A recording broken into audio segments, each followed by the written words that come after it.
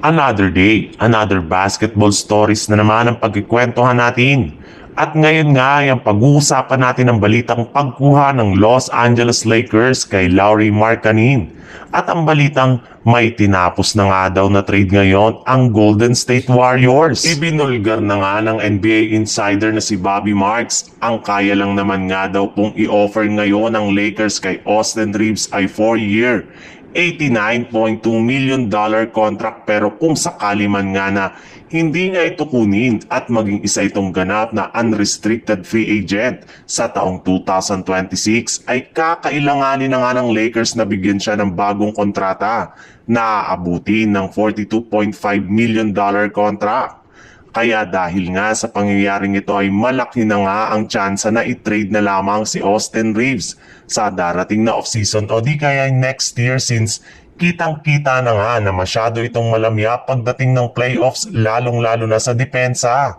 Kaya maaari na nga na gamitin na lamang nila ito bilang trade asset upang makakuha sila ng mas mahusay na player katulad na lang ni Giannis Antetokounmpo o di kaya si Nick Claxton mula sa Brooklyn Nets. Pero hindi rin naman nga nakakasigurado ang Lakers kung kukunin na talaga nila si Giannis Antetokounmpo, since may iba pa nga silang mga option na pwedeng gawin kagaya na lang ng paggamit nila kay Austin Reeves at maging kay Rui Hachimura para makuha nila si Lauri Markkanen mula sa Utah Jazz. Kahit man nga meron si Jonathan Kuminga na qualifying offer sa Golden State Warriors, ay malabo na rin nga na kunin niya ito dahil sa pagbabangko sa kanya ni Coach Steve Kerr sa kanilang mga nakalipas na laban.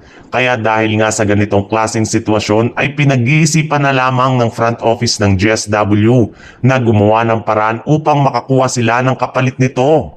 Ayaw rin naman nga ng Warriors na mawala ito sa free agency market, kaya mabuti na lamang nga na idaan na lang ito sa sign and trade deal sa kuponan ng Boston Celtics.